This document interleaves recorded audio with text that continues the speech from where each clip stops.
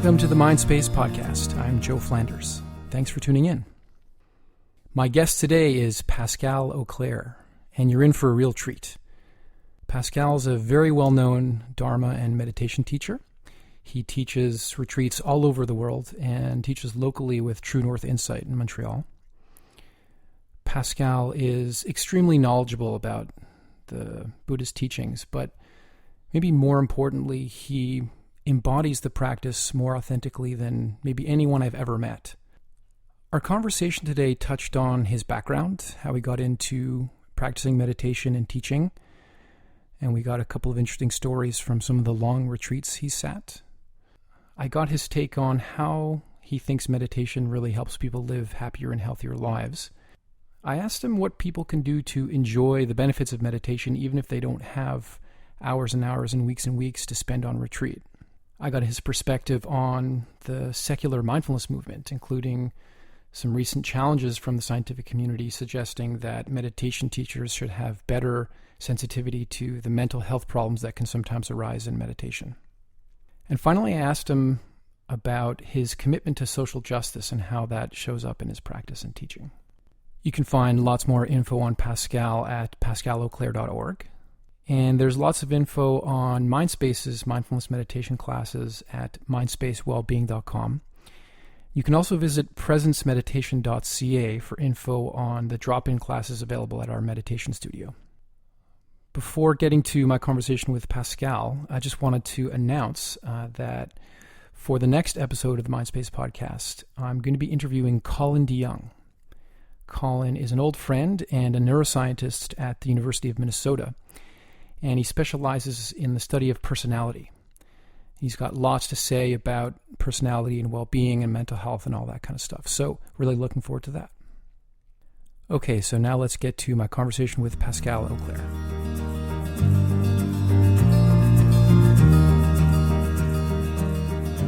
Okay, I'm here with Pascal Auclair. Welcome, Pascal. Hey, Joe. Hi.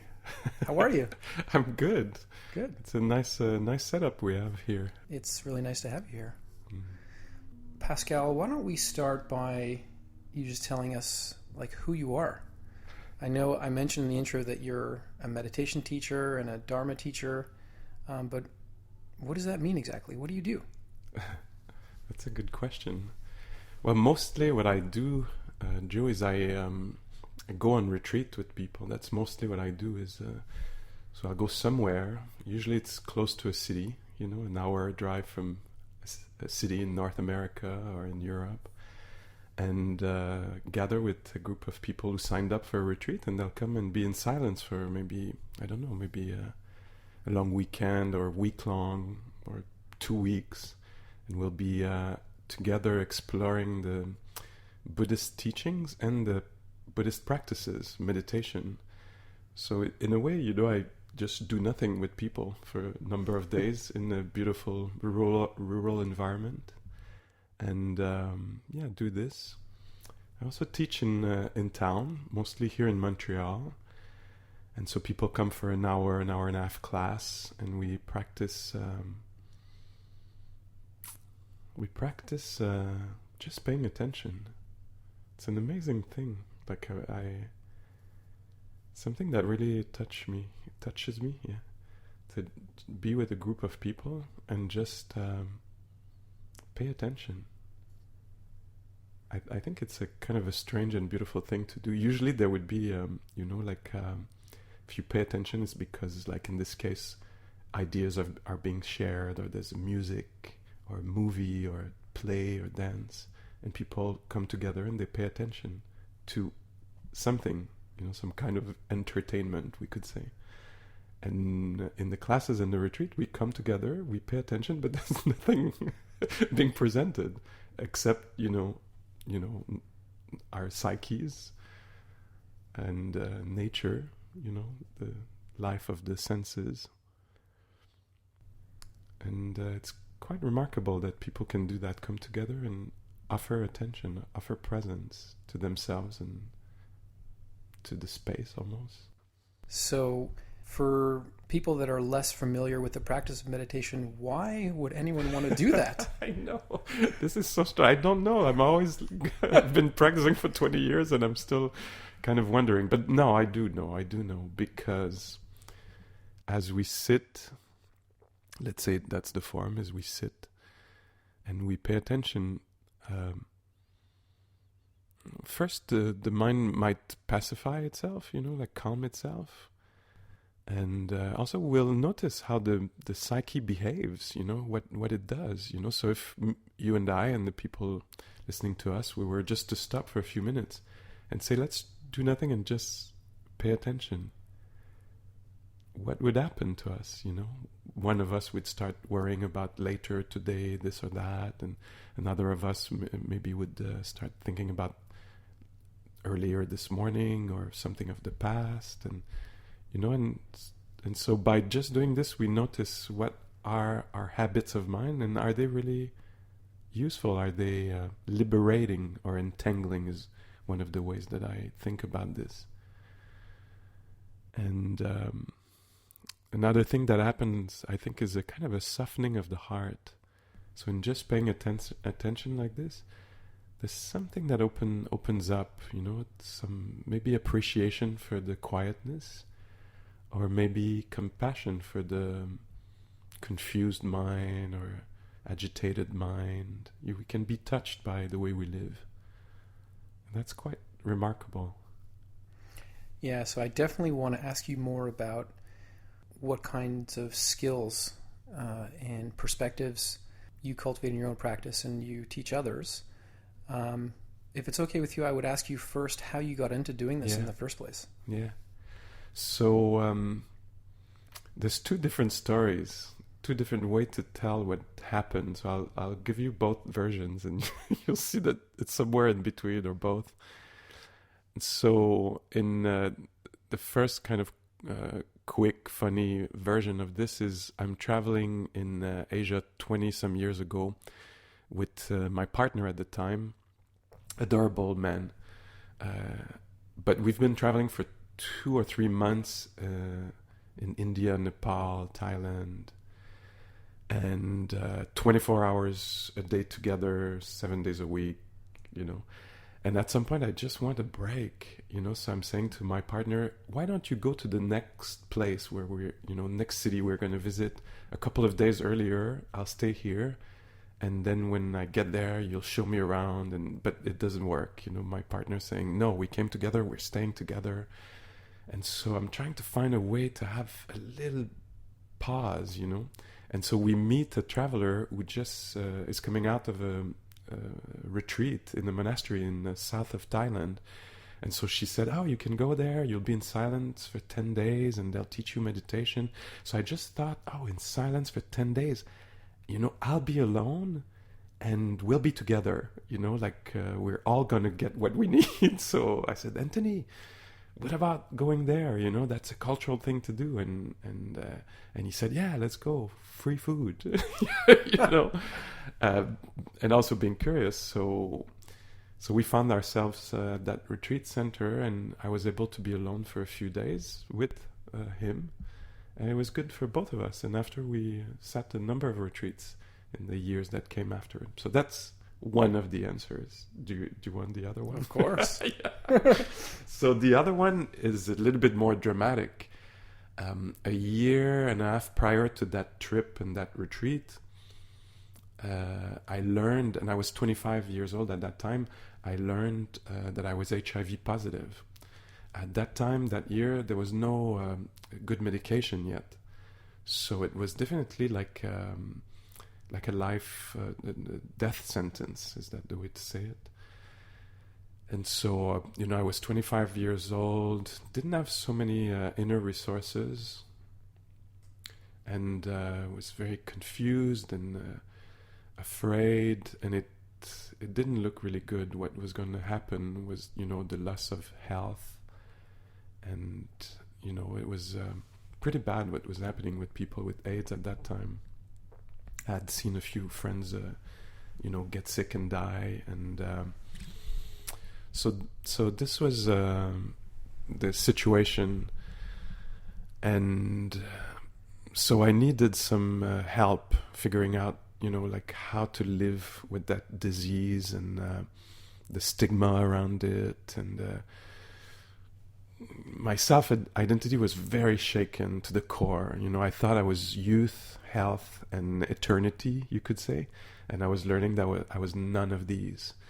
And the uncertainty of life was very, very much revealed. I was really aware that I didn't know what was, how I would accompany myself in that adventure. So that was part of what led us to traveling in Asia. It was a choice to, I wanted to, see the world and live maybe more intensely, knowing that it was going to turn ugly, if I can say it like this.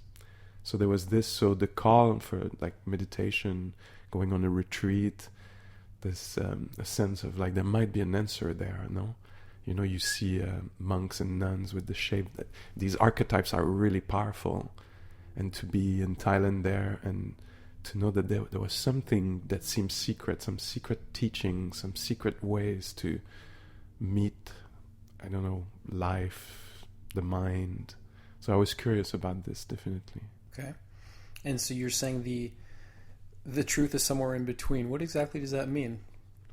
Well, how things are complex. I really needed the break from traveling with my partner, which I will repeat here is an adorable man. We haven't been together for many years now, but he's a good friend, somebody that is very dear to me. And so it's more like the dynamic of two people being together a lot. So this was true, and there was something, another kind of undercurrent, another thing going on where I was looking for, I don't know if it, some path, some tools, some way to understand. I think I was more than tools. I think maybe there was a sense, and people have that, I think, in them. Certainly others listening will some will recognize this, a different view. Look, like there must be another way to understand it, or another way to enter in relationship with such a stressful thing. Mm-hmm. And so this is a very, very deep question. So the annoyance on one hand and the search, the quest on the other. And then how did that turn into you becoming a teacher? And what did you have to go through to be empowered by the Insight community? Mm-hmm. So there was this retreat, and after this retreat,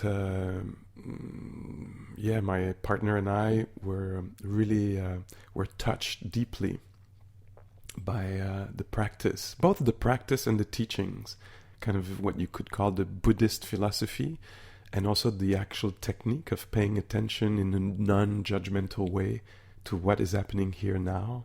So that kind of way to develop stability of mind and acceptance. I was really deeply moved by this. I recognized immediately that there was something in the technique and in the teachings, how the Dharma, the Buddhist teaching, talks about that there is difficulties in life. It's part of the fabric of reality that we are separated from what we want, that there will be aging, disease. All this I could hear in a new way, or like, to me, that was a new message. Prior to this, I had thought maybe that,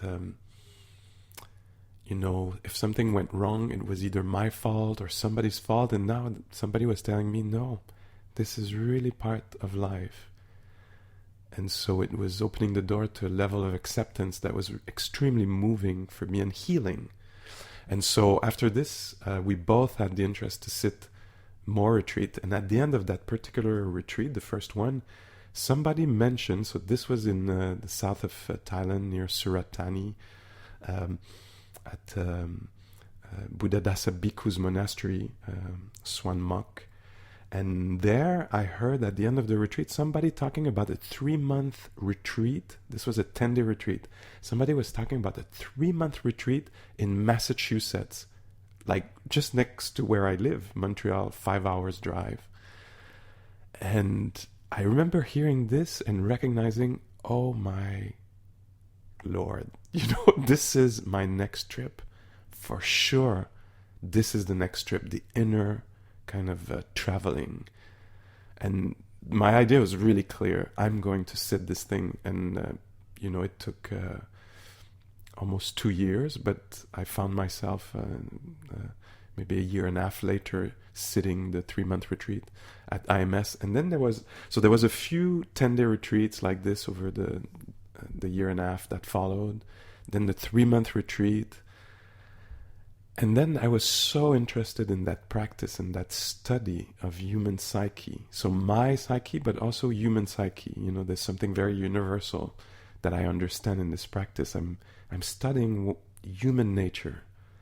And the kind of setup, I see it as a laboratory-like. So I'm going in this laboratory in the woods for 3 months, and I have all day, 14 hours a day to actually study the mind. And I have good guidance around this. So I did this, and I ended up over the years doing maybe 10 more of these. You mentioned IMS, just so everybody knows, IMS being the Insight Meditation Society. Exact. Insight Meditation Society in Massachusetts, in rural Western Mass. And there, people who had sat retreats and had sat long retreats, Westerners, had created a center in the 70s. And they were offering the same teaching they had received from their masters in Burma, in Thailand. And they had organized that 3-month retreat where they would support you with food, lodging, and guidance in silence. And so, so that's the place, which ended up being my, training ground certainly as a practitioner, and later as a apprentice teacher or mentee, being mentored by Joseph Goldstein, one of the teachers there. And a number of these long retreats. Actually, 1 year, after a few years of practice, I had that dream. I wanted to do a year-long silent retreat. And being in the partnership with Anthony, we talked about this as a couple. And Anthony said, Pascal, it'd be okay if you went several times, 1, 2, or 3 months, and you came back, every... so that was kind of the compromise he was willing to do. So then I did my own compromise and did a year of sitting like I would sit the 3 month at the Insight Meditation Society, come back for Christmas. So I would be sitting from, September up till a few days before Christmas in silence, go back home for Christmas. Then maybe in February, go sit 2 months in California, Spirit Rock Meditation Center, a center founded by Jack Kornfield and others. Same kind of situation, rural place where a bunch of people are together practicing. So I would go and sit there 2 months, go back home for a month or two, then go back to another retreat at one of these places or another place. After a year, I was so interested by the studies I was doing. I thought oh my God, it's the beginning. I'm beginning to calm my mind. I want, now my mind is a little bit gathered instead of scattered, and it's more laser-like, if you will. And now I'm starting to see things in a much more refined way, the quick behavior of the mind, all kinds of movements of mind and heart, reactivity, judgment, self-loathing, self-aggrandizement, all these movements, and noticing the pain, the mistaken views that were behind these attitudes. And so I decided to do a second year, to which Anthony agreed. And so there was a second year of this. And at the end of these 2 years of maybe 6 months of silence and practice, a year, Joseph Goldstein, the teacher at the Insight Meditation Society, and Jack Kornfield, the teacher at Spirit Rock in California, both said, Pascal, it would be good if you were to be trained to teach. So we'll do, Joseph said, I'll take 3 years 3 years with you and train you. And Jack said, I'll take 4 years, Pascal, with you and train you. And so I said, oh, but Jack is inviting me, Joseph, etc. And they talked together and they decided to create a group of trainees. And so they did a 4-year training with, we ended up being 24 of us being trained to teach, what we call the Dharma, the Buddhist teachings and practices. What is it like to spend, months at a time in silence? I mean, it's very different from day-to-day life here. Yeah. So the individual experience might differ. So I'll be representing my experience, For me, it was definitely an amazing blessing. You're in rural Mass. Let's say if we think of the 3-month, always happens at the fall. The fall 3-month retreat. And so you're in beautiful New England nature, lakes and forest, changing color. You actually have the luxury to watch the color change in the trees day by day. There's nothing else happening than that. And so nature is very powerful. The sun, the rain, time opens up. People cook for you. There's 100 people together in silence, so socially it's easier to be together, and at least for me, in silence. And then it's an alternation of sitting and sitting for 45 minutes of meditation, and then walking for 45 minutes in silence, inside or outside, and sitting again. Twice a week, you'll have a 15-minute interview meeting with a teacher. Basically, they're checking your practice, you're reporting. I'm reporting on what's happening for me. And they might give instructions, prescriptions, say, oh, be careful with this. And this, I remember, was really standing out because, I've been not talking to anybody, for 3 days. And then I have 15 minutes to actually have an exchange with a human being. And then I'm going back in silence. But still, I'm relational because there's 100 people. We have tasks to do, a few, maybe 45 minutes of work every day. So I maybe clean the pots and pans with others. We're in silence. But silence in this way is very much shared. So I actually was sharing a room with somebody we didn't speak. We didn't have the time to talk before the retreat started because maybe I came late or he did. So we did it 3 months in silence, and we developed a really beautiful friendship. He was really caring, waking up really early in the morning. He would sneak out of the room so I could sleep a few minutes more. And at night I would practice late. I would come and be really careful. And this had a really beautiful, we shared a lot. And at the end of the retreat, we talked and said, oh, in October, you got depressed. I was like, yeah, it was hard in October. And he knew, just from, body language and the way we move and etc. So, and all these hours of, discovering what it is like to be in a body, to be in a heart and mind, and the way the heart and mind can behave and create so much trouble for oneself. And the way it can also be so beautiful with itself. It can, calm and curiosity and joy and benevolence, friendliness. When it's there, the reality is so different. And this is amazing to discover that reality changes with mind states, in hopelessness and despondency, if that's a word, oh my God, I'm stuck here for another 2 months, and I'm people are building careers and having families and buying homes and participating in society, and I'm there, people cooking for me, I'm doing nothing, sitting on my ass all day, so that's a mind state.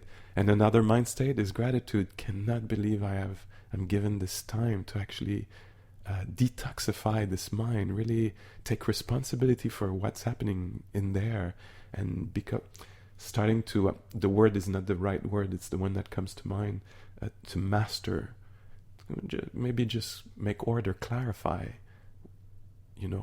how is the best way for myself and for others to use this mind, instead of cultivating self-deprecation or arrogance, what is the taste of humility, of true humility, so I really want to be there when it shows up.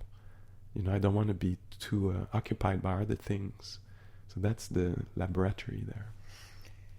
We were speaking earlier about, getting together and paying attention. That's kind of what you're doing when you're teaching and leading retreats and stuff. This paying attention and all the things you're talking about that the retreat opens up for you. Maybe you can flesh that out a little bit or unpack what you're doing in meditation and how over time that helps people. And I don't know if we want to use the word sort of liberation or well-being, or so what are we actually doing when we're paying attention, and how does that end up being helpful?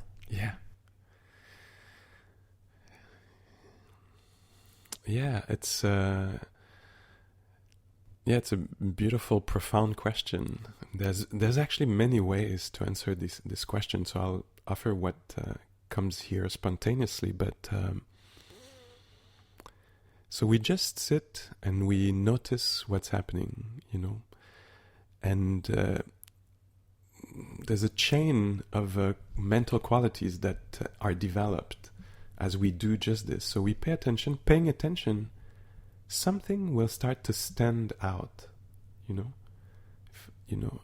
I'll notice either sounds or the quality of my mind, the impatience, the turbulence. And this is often in insight meditation. It's one way to describe this practice.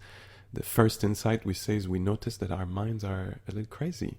I don't know if that's okay to use this word in this way, but we'll just sit and say, let's pay attention to, just the quality of the air, the temperature, or the quietness in the room. And then we'll be, am I doing this right? I don't know if I'm doing this right. I should, and the mind this will be revealed, the tendencies of the mind. And so we'll get curious. So we'll go from being duped by our mind states to becoming awake to them. Instead of just believing, impatience, we'll start to feel the effect of impatience on the body, mind, right now, And if there happens to be some kind of quiet listening, then we might get interested in the kind of contentment that arises in just being there, attentive. Suddenly, I don't need to be somebody else, be further along. So it cuts through some illusions that I have. The illusionary, mirage-like nature of these beliefs is revealed just by that. For me, that's very powerful. So I sit there, like I think I have so many things to do today, and I should be somebody else, and this and that. And I sit and just pay attention, and suddenly it's full. And so when I go back to that belief or the things to do, maybe I'll be a little bit more free from the grasp of these thoughts, So I pay attention. Something will stand out, so it will activate curiosity in my mind. And curiosity in time will bring some kind of enthusiasm or contentment, something like this. And this will lead to the calming of the mind, that it was scattered and busy, occupied, preoccupied in all kinds of ways. The mind will calm because it'll be content, interested in what's here. And in this way, I'll see more clearly reality. So that's kind of a fast version I give you. The reality is much more messy than this. I get lost, doubt comes, what am I doing? Why am I doing this? I'm losing my time. Da, da, da, da. But slowly I get to clarify how I'm living, how I'm being. So that's one way to talk about this. Yeah. Just a follow-up question on that. What's wrong with beliefs? Why this skepticism about reality? Yeah. Beliefs, there's plenty of beliefs. They're I think they're useful until we discover that they're actually hindering, in a way, you know. For example, if I believe that something material maybe will bring me complete happiness, then I'll get really greedy. I'll want to get that thing. I'll be stressful. It'll create a feeling of lack, that completion, fullness is when I finally get this thing, you know. And it could actually play with my kind of integrity, values, ethics. Wanting this thing, believing that it's going to satisfy me, believing it so much, I might actually start, I don't know, lying to get it, or, you know, being rough to move ahead to get this thing. And once I get it, I might discover that it's not that actually satisfying. I don't know if I'm touching on something for somebody who's listening here, you know, but that relationship, that material thing, that status, whatever it is, you know, actually doesn't provide so much because it's still a little unstable. You know, so actually I want to work on these beliefs early on, you know, check out what I'm projecting on things. And so that's just an example. And so if I know deeply that there will be dis-ease, for example, in my case, I mean, in our case, there will be dis-ease, there will be sickness, yeah, then maybe I can actually take care of health, but I can let go of some of the fear that sickness will come, because it will come. And so then I can be freed from sickness, not because it doesn't happen, but because I'm not fearing it anymore. And this is deep stuff. Mm-hmm. And I can learn to live in this life. So for me, for example, with the HIV that we talked about, I could live, and I did live for a while under this belief that if I didn't have that disease, my life would be totally fine, you know. This belief, it seemed like it was telling me about happiness, you know. Happiness is not having this thing, which makes a lot of things very complex, you know. And that belief is stressful. I didn't know that. I thought, you know, it was that fantasy, you know, was helpful in my life. Like I knew reality.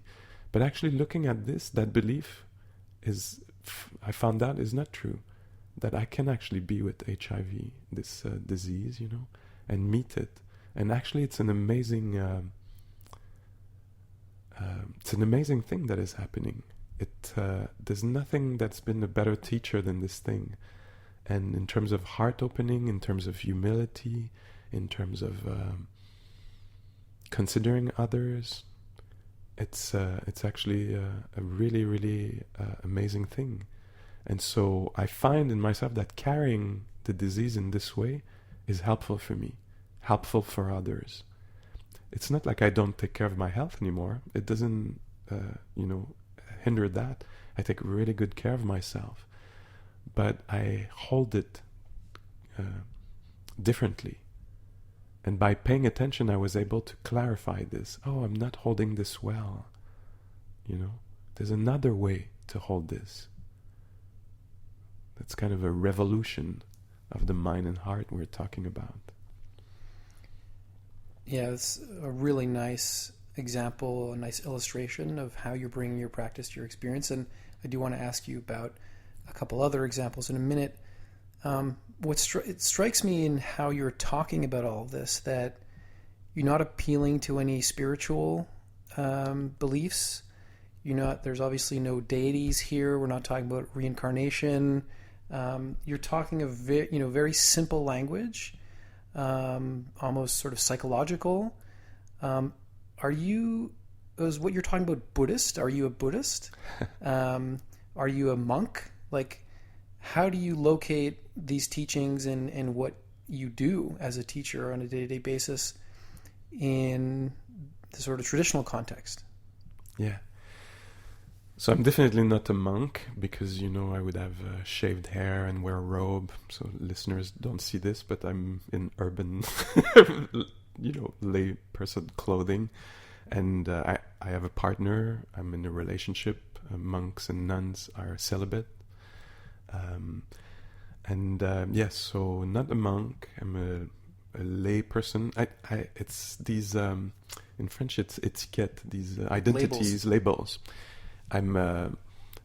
They're useful to some extent, but I can't say that I recognize myself. Like I wouldn't define myself as a lay person. I'm a human. I'm a person.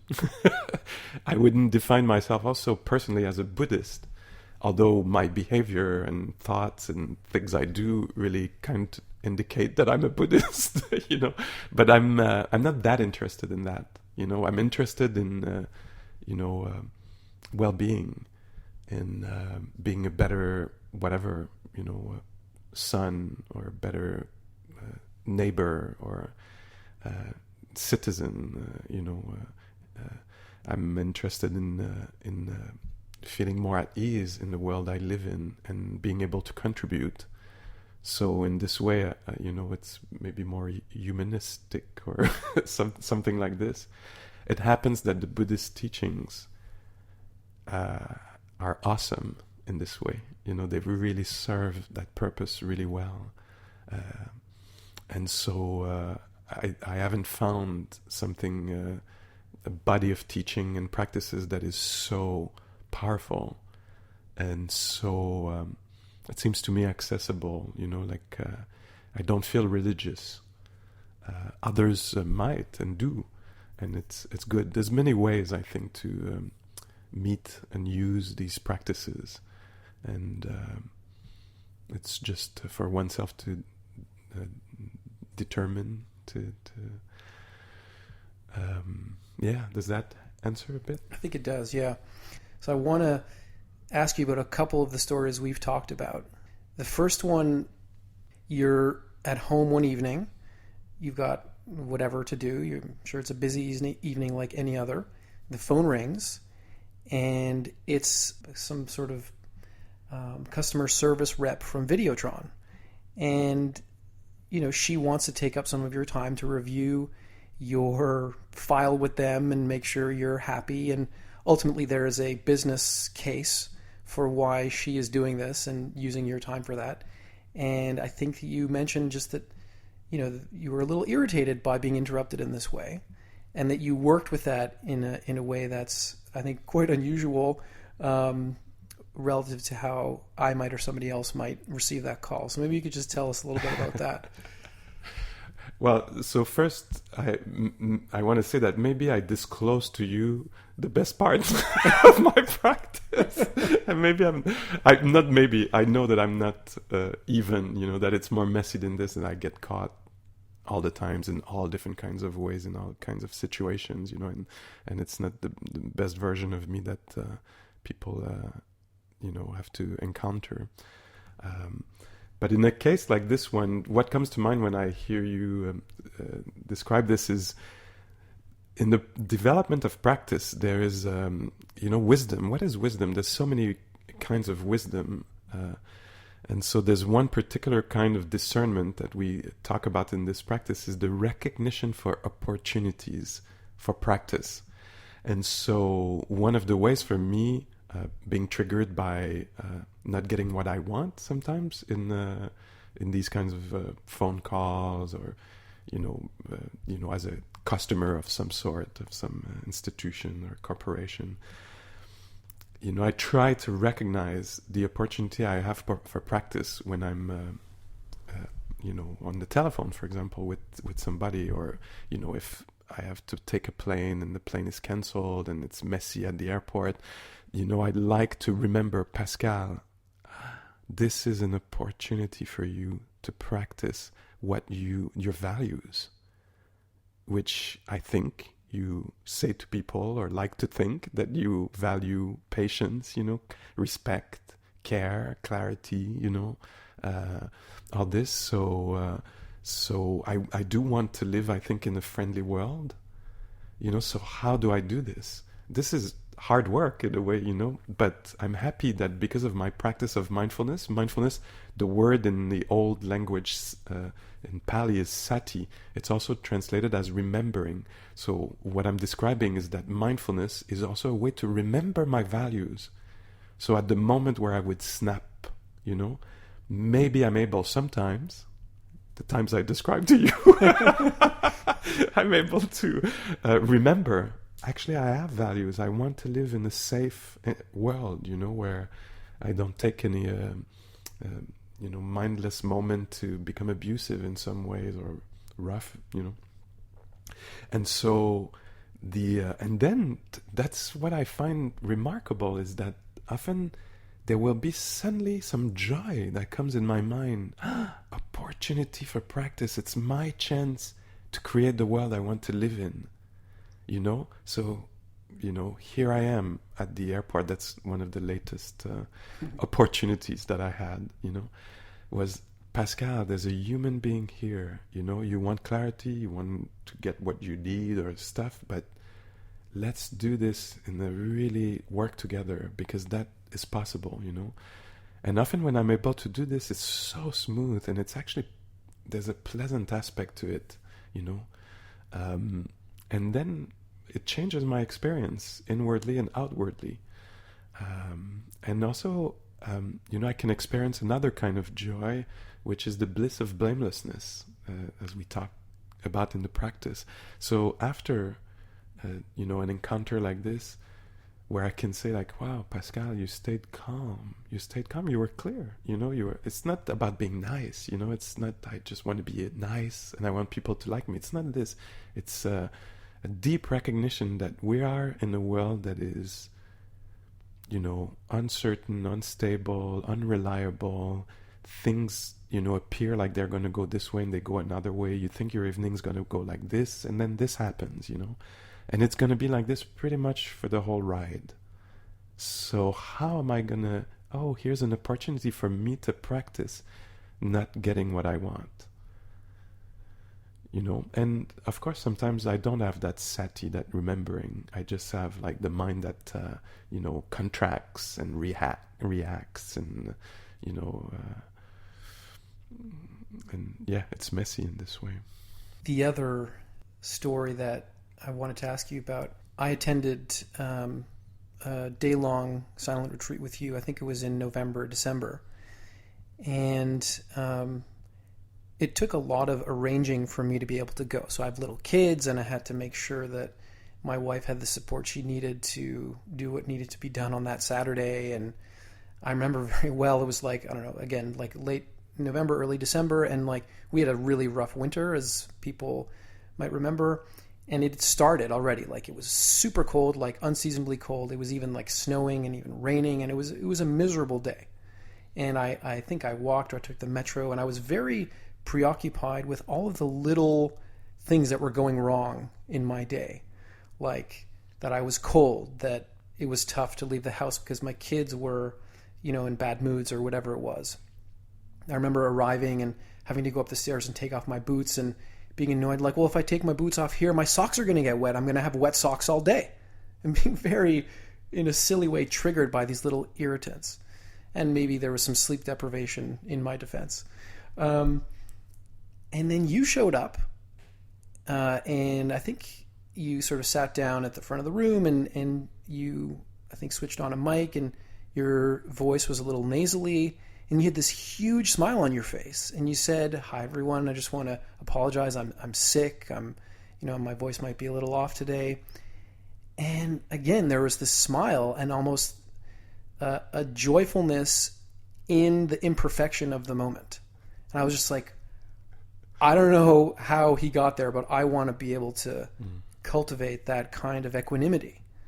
So how does that work?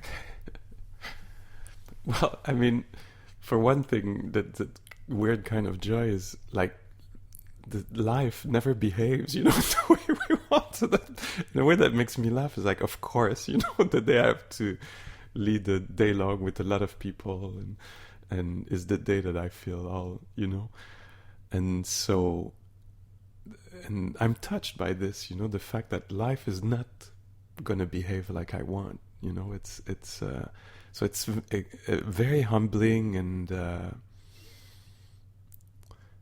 and I think with the practice, and it's that practice of mindfulness, of, daily practice and paying attention. Like I've noticed that having an opinion about things, wanting things to be otherwise, in the mind like this is not a good way for me. It's what we call in this teaching the second arrow. So the first arrow of the sickness that day, can't do anything about it. The Buddha apparently had a bad back, had something at his feet. One of his foot was hurt. That's the first arrow. You can't do anything about this. You take care of it, of course. But the second arrow, why me? Why today? I don't want this. This is really extra. And wow, the power of discovering that this is extra. And this is a whole layer of suffering that is pretty miserable and, painful. And this is extra. It doesn't have to be that. There's another way to go about this. And this we have to find in ourselves. So these 3 months, 2 month retreat, all this and, 20 years of practice, I'm starting to have some wisdom around that. Oh, this is how it is, Pascal, this morning. This is how it is. And having touched the experience in an experiential way, having touched the beauty, the feeling, the felt sense of compassion instead of grumpiness or... I've clarified some of that for myself, that I could add a layer of judgment and wanting it to be otherwise and despising reality or this or that. And there's a way where there can be tenderness. And there can be tenderness and accompanying. Oh, how do you accompany somebody who's sick and is going to teach all day today? So this. Another aspect that comes to mind is, so walking. You were walking or traveling from here where you live to that place where we were meeting. I was traveling too. So I've learned, my teachers have taught me to actually not give so much interest to the content of my mind, especially that kind of content. Like, why is it like this? Is it, oh my God, the winter, anticipation, projection, storytelling of all kinds. And so my teachers have been so generous and skillful to show me that now we're walking. What is the experience of walking here now?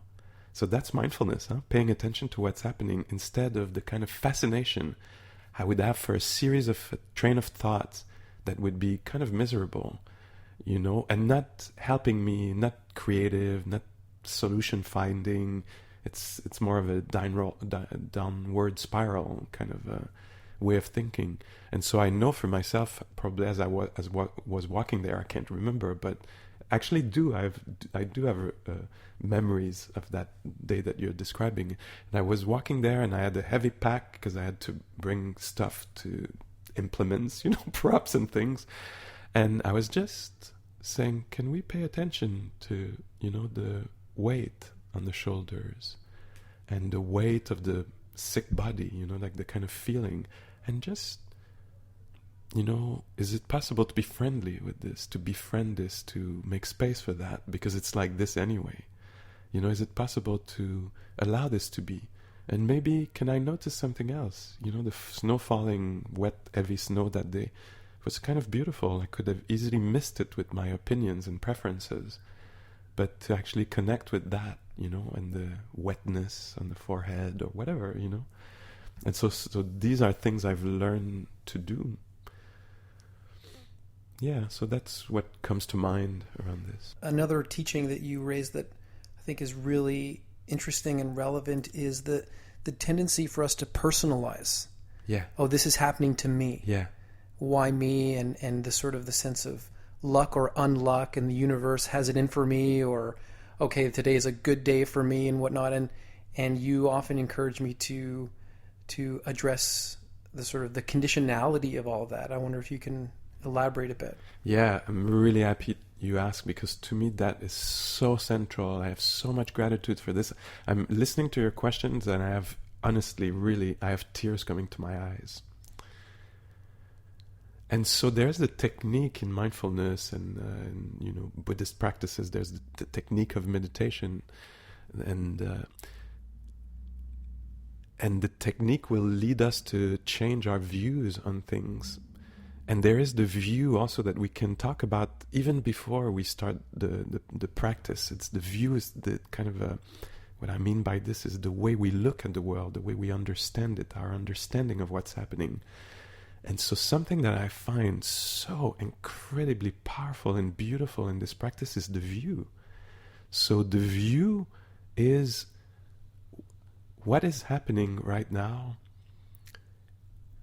Yes, it's personal. That's one view, one way to hold it, and it's important to hold that view. And there's maybe another way to hold this, that this is human nature.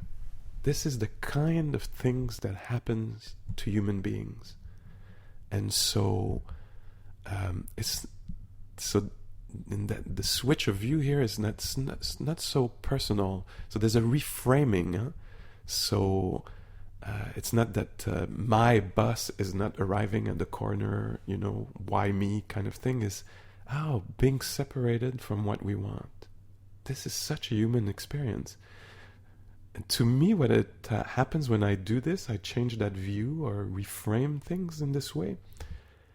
It's very liberating in some ways. It's very touching also because the feeling I have is the first view was, the world is against me, or some kind of like the world against me kind of understanding. And suddenly with this new view, I'm welcomed at the heart of human nature. Like I'm at the center of it. Like welcome in humanity. This is exactly it. And so it's the birth of compassion for me. Look at that. Human beings, they want to feel good and they feel down. They want to be light and their heart is heavy sometimes. They want a person to call back and the person doesn't call back. They don't want a person to call and the person calls, And all these, my mind now has been trained to see a lot of the events of life like this. Human beings, And I don't want to kind of wash out, privilege of all kinds and, the differences that there are in society, around... the different identities we have and how it's valued in society or disvalued or rendered invisible. But I think it's also really useful to go to the universal aspect of being a human being, And so for me, it could be my story with my HIV, but disease happened to human beings, And HIV is one of them. It does happen to human beings. It seems to me that in the time frame that you have been teaching, there's been a major change in how meditation is viewed in Western society. And I'm not sure I have the right expression, but I, sometimes talk about the secular mindfulness movement, particularly, as it exploded around Jon Kabat-Zinn and MBSR, mindfulness-based stress reduction. I'm curious what your perspective has been on this major cultural shift and how you've experienced it as a teacher. You're kind of famous. You're kind of a famous meditation teacher, and you're, in a way, a beneficiary of this transformation or this movement. But of course, it may come with some downsides as well. So just what's your perspective on what's happened? Yeah, it's I can tell you that I would never have I never saw it coming. So I was practicing because I needed these tools. I discovered that there were these tools. They seemed to be, they were not in the main culture at all. I would tell my friends I was going on retreat doing what I was doing, and there was not much resonance, and, in conversations with stranger, what do you do? I even before teaching, but when I started teaching, saying I teach meditation, end of the conversation, most of the time the conversation would just drop flat, with probably a label of weird, kind of new agey, no resonance at all. And you know, when I started to practice, I was the only person I knew was practicing in a way. Even here in Montreal, I was not aware of other people doing this.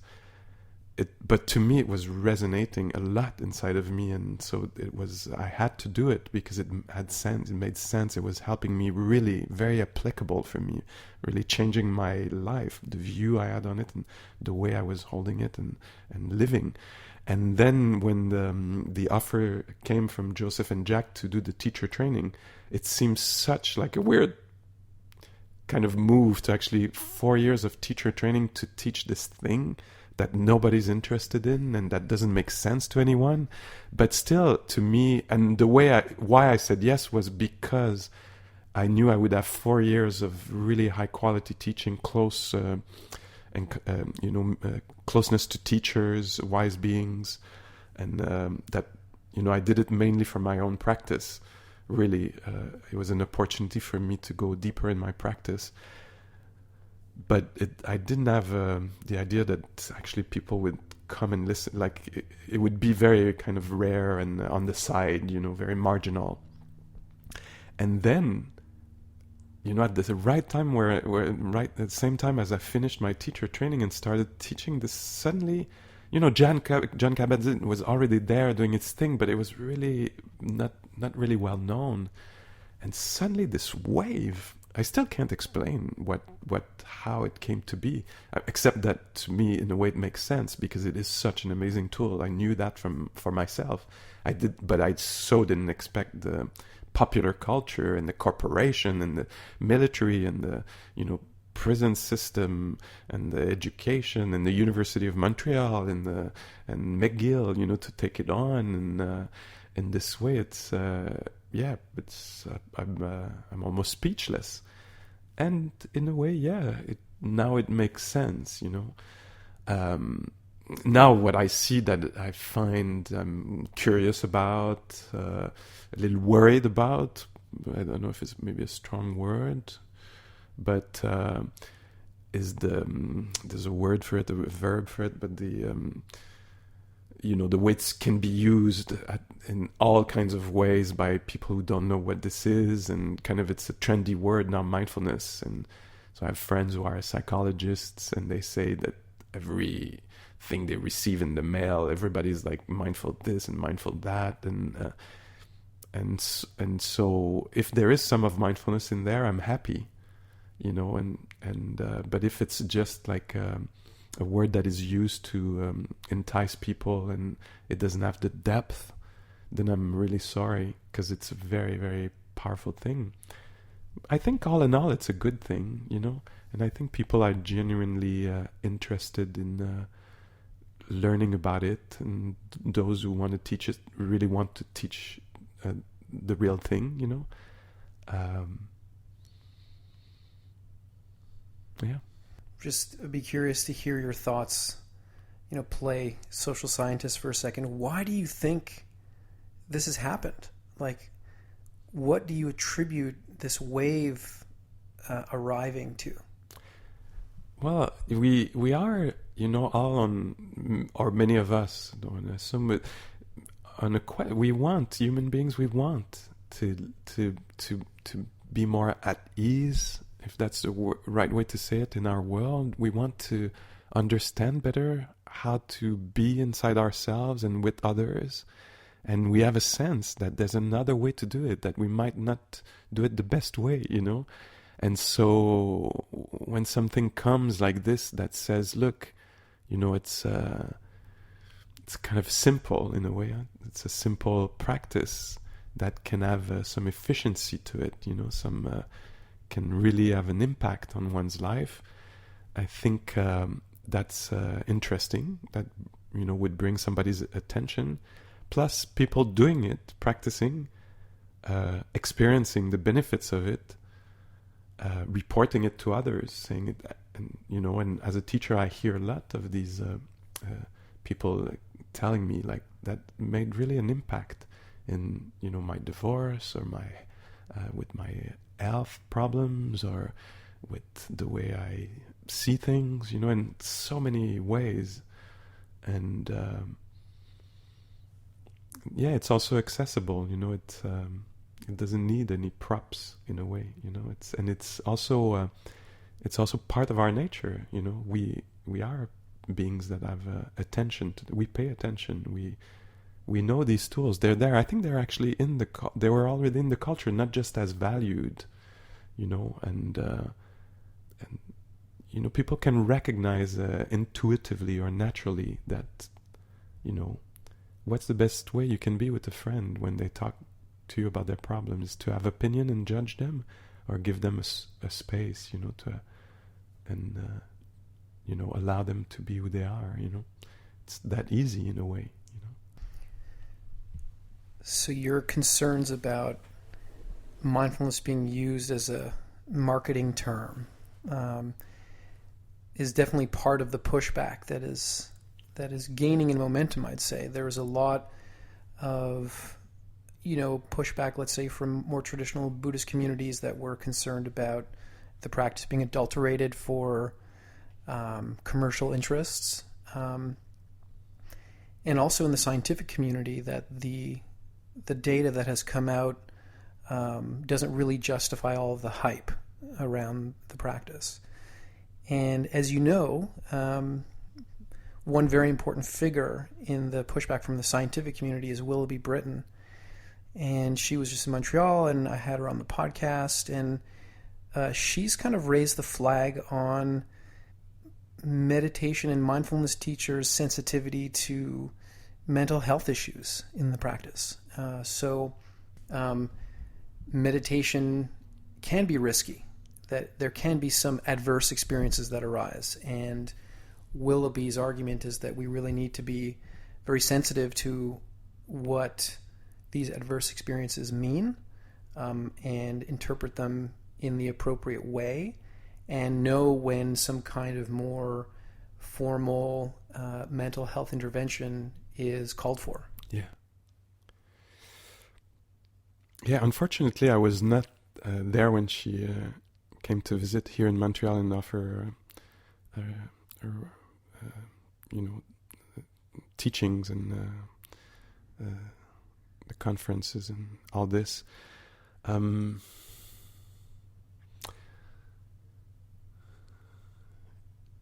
It's maybe I'll start very, very broadly. Life is risky. Eating is a very risky thing. Not eating also, by the way. Breathing is an extremely risky thing.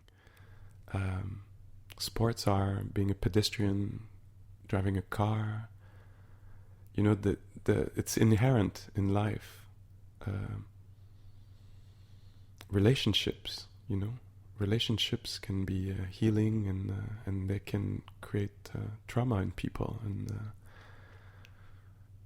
so that's kind of a very large view that I have on this. And so, probably meditation too, retreat, so going on a retreat, meaning retreating from our life, our habitual stimulation and relationships, and going in silence is, I can totally recognize it's, I would advise, good mental health to do this, as, running a marathon, for example. It's not just like you dive into it, you have to prepare. And so around retreats, I totally recognize this. And so, I don't try to present, I hope I don't think I do present, for example, retreats as it's for everybody the best thing ever. That's much more tricky than this. So if somebody comes to tell me, I'm not sure, I hear you in the classes talk about retreat, I'm not sure, I totally want to honor this. To me, that might be a sign or something, and if I feel that people just need to understand what's actually happening in this, then I'll reassure in a way, But I would never want to say, this is what you need to do to fix you, in some ways, So it's a personal choice to go on a retreat.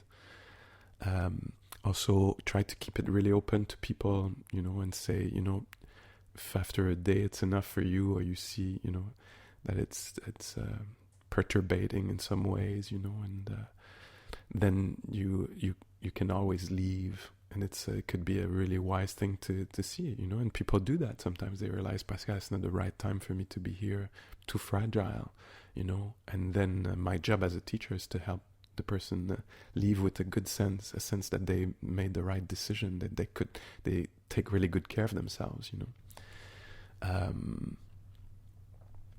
in the classes, inviting people to keep their eyes open if they want, so it's not that as intense as it might be with the eyes closed, or to feel free to move, that they're not stuck in the body, move out of the room if they want, so kind of opening, so then people can make their decision and track themselves and see what's good for themselves.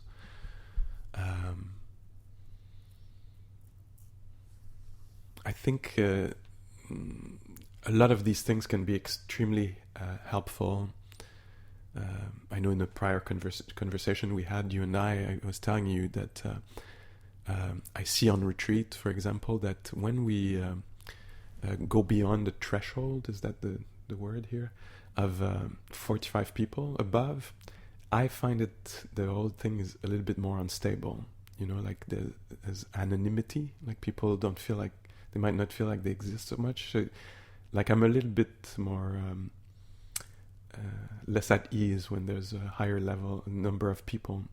But under 45, I think I always have a sense that we can create some kind of intimacy, some kind of people can feel seen, and I can see them, they see me, I know who's there.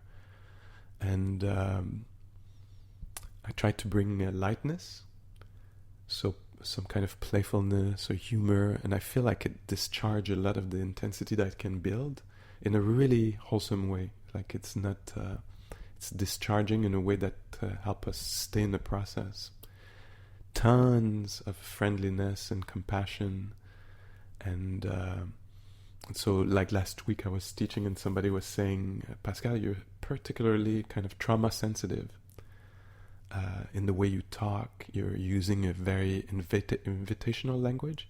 If you feel like, you could bring the attention towards your heart area. But if you don't feel like, you could stay with sounds, knowing that the heart area, the chest, maybe has more intensity of emotions there, So things like this, it's actually been working really well for me. Maybe I don't hear about all the stories, but the associations I have in my mind from my own practice, but also meeting hundreds of people a year, in classes and retreats, is that it's a very, very powerful, beautiful practice. So I do want to consider, the dangers but not in an alarmist way. Maybe I'm checked out in some way, but it's not been my experience. I've been in that field a lot. I spend a lot of time. I spend almost most of my time in retreat space with people, having conversation, talking about their practice. And sometimes there's a level of stress, that will come, when we touch, grief, deep grief, or, self-loathing, or... but the idea is to wake up to these mind state, to see, their erroneous nature. I'm thinking about self-loathing, or to learn how grief can be accompanied with amazing, deep, great compassion. And people find this all the time. So the reports I hear are a lot of this. That's what comes to mind now. I think part of what's been sort of motivating Willoughby's work is this awareness that because meditation has become accessible to so many people, there's such a broad range of things that can show up on a retreat.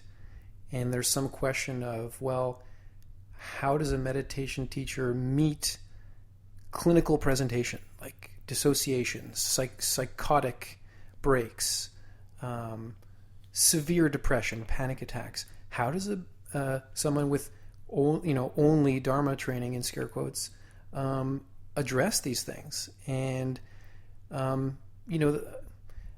suppose I would wonder if there's a sense of like, Western, psychological science knows best about these things, which may or may not be true. But I do think it's important to mention that in all of your experience, you have met some of these, let's say, rarer, more severe presentations.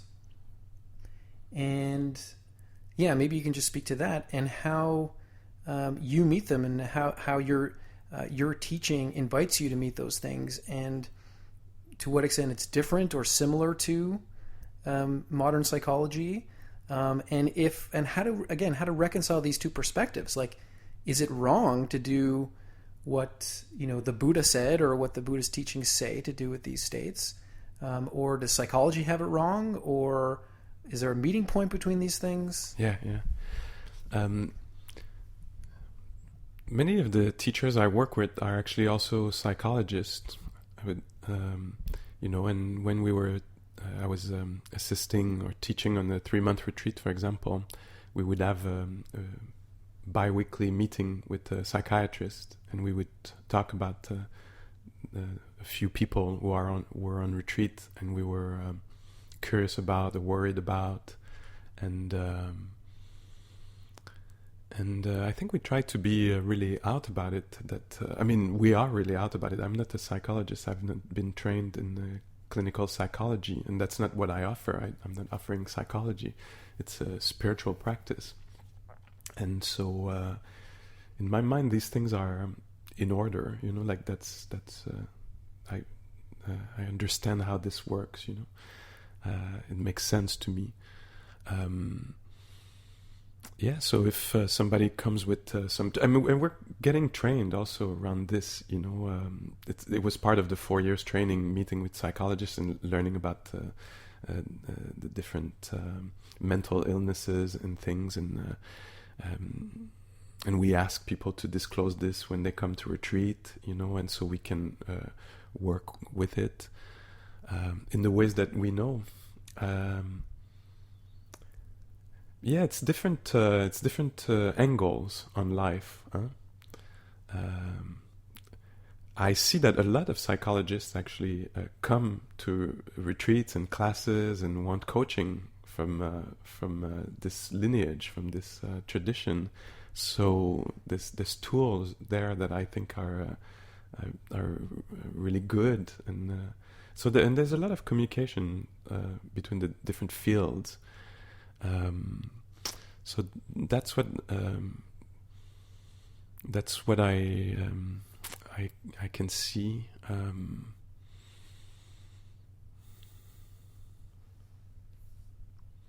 I don't know if I have much else that comes to mind now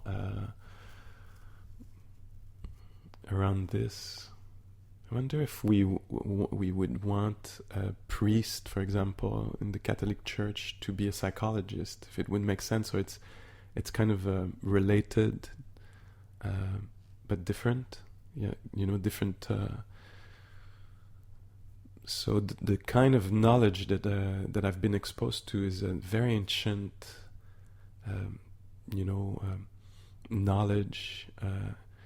And the way I've learned it is it's not through going to university. It's a different approach. It's an old kind of system of apprenticeship, mentorship, tons of hours, and it's its own system. And it's the first time that I think, as you were in your question, you were saying that Willoughby. I'm using her first name. I've never met her. Don't know exactly what her teachings and research and stuff. But it's the first time I hear that there's this that Dharma teachers should have maybe a clinical background or something. It's a new thing for me, but and it makes sense. I understand how it would. I don't want to misrepresent Wilby. I'm not sure that she would actually say that explicitly, but I do know that she advocates for mental health training for all teachers of meditation of all kinds. Yeah. I see this conversation about, let's say, sensitivity to mental health as part of a larger conversation about diversity in general. Mm. And I know you sort of alluded to it earlier, wanting to stay open to different experiences, the way some groups are either seen or not seen, and privilege and this and that. So how does that enter your practice? Mm-hmm. So the Buddhist teachings are about suffering and the end of suffering. That's how, that it would be all about that, suffering and the end of suffering. So a part of this, as I was sitting the 3 months, or as I practice at home, a really big part of this is the suffering that this system called Pascal, this body, psyche, hormonal, everything system, how it creates suffering for itself, and how it can, with the same tools of a psyche and a heart and a body, with the same tools, it can create some kind of healing, maybe psychological healing or inner well-being, or something like this. And so a big part of the practice is to sit in meditation and in daily life to observe how the second arrow is planted in the heart, by one's own psyche. And so that's a lot of the Buddhist teachings is about this, to see how one creates trouble for oneself, and how we can untangle the tangles of the heart and mind. So that's one aspect. Another aspect of this, for me, very, very clear, I have no doubt about this, is that if I think about suffering and the end of suffering, I can see it really clearly, that a society is also a system. Like Pascal is its own little system. There's a larger system called society at different scales, but let's call it society. Society has in it a lot of tools to create suffering for itself or some members of of it. And it also has everything there to create healing and support and visibility and safety and protection and it has everything to make people be the best of who they are and contribute. And so, as I'm interested in suffering and the end of suffering, so I'm very interested in how, in a systemic way, we create oppression. And how we create privilege for some of us, how we start valuing in overt and hidden or hidden for some of us, unknown for some of us, in ways that and so to me that's it requires the same tools. So in the sitting practice, I learn how to quiet the mind so it can really feel reality instead of being agitated by its preconceived ideas. How I can slow down and pay attention so that I can see really what's happening in my heart and my mind. So what I need is quietness, calm, some kind of calm, stable mind that is very curious, honest, courageous, investigative. And so these qualities, I think, are the same that are needed to look at society and how it produces well-being. And so it needs what? To go underneath my ideas that we're all equal. I might say, oh no, it's all equal, it's all the same, It's like, well, but if I look a little closer, I'll see that we might all be equal in thoughts, but in treatment, it's not exactly what's happening, So I need honesty, I need calm, curiosity. And so for me, teaching mindfulness is giving us the tools to address the issues of sexism, racism, ableism, ageism, fat phobia, transphobia, homophobia, all the ways that we elevate some of us and put down some of us. And so I'm interested in that. So I'd like my practice and the teachings that I do to serve that goal of protecting human beings, you know. I'm mindful of the time here, and we've been going for well over an hour. Maybe one final question, if you're not too tired. No, please. This kind of clarity that you have and these habits and skills you've cultivated over many, many years and many, many, many hours of practice, you certainly seem to embody some of what you teach, and the well-being seems evident just in looking at you.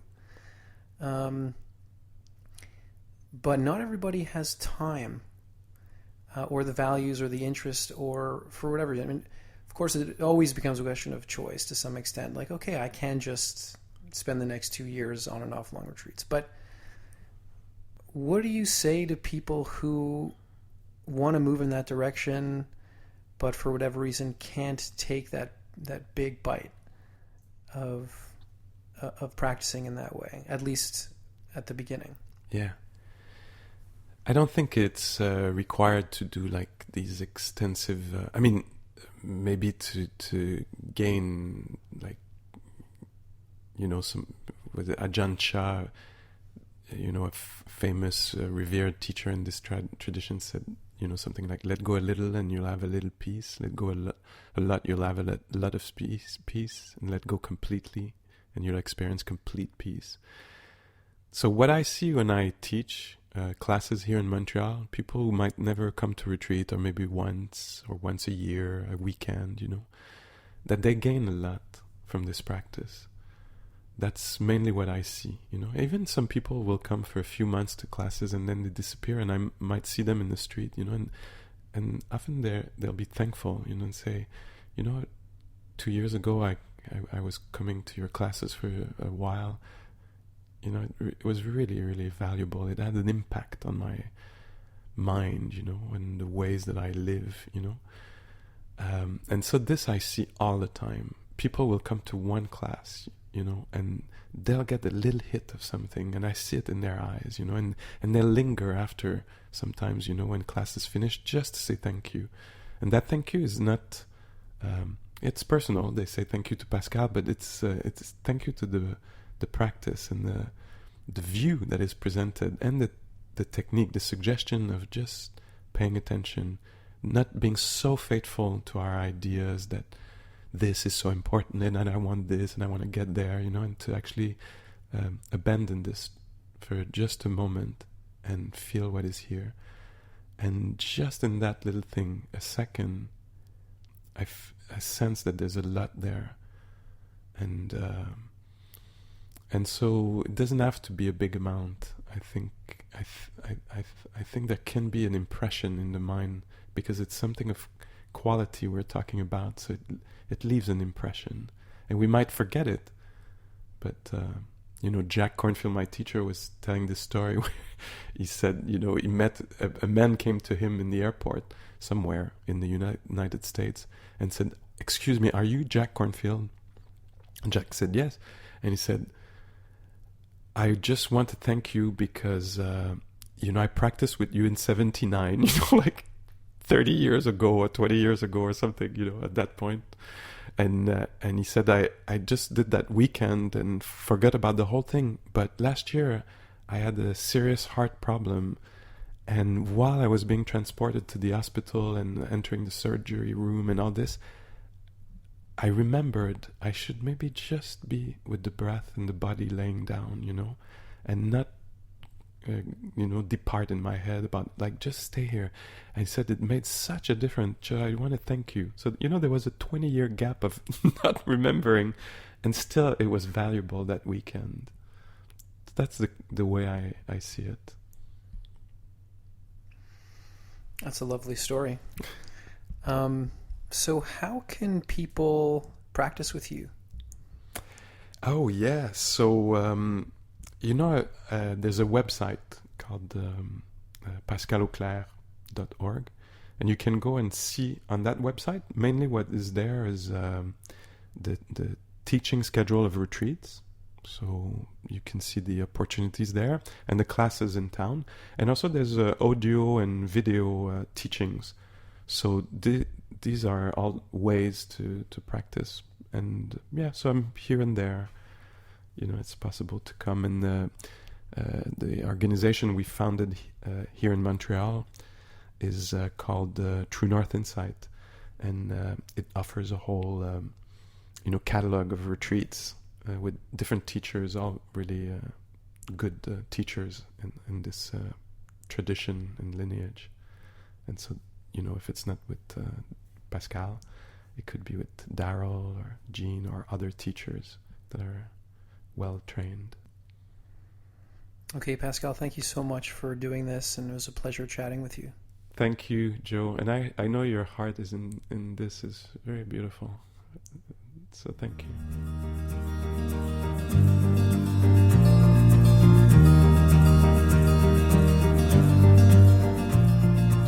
Thanks for listening to the Mindspace podcast. The purpose of this project is to inspire people to cultivate well-being. The science tells us that well-being is best understood as a series of skills and habits that can be learned and practiced. And I hope listening to these episodes helps you move forward on your own path to well-being. If you enjoy listening to the Mindspace podcast, please share your favorite episodes with friends, family, and colleagues. Thanks a lot.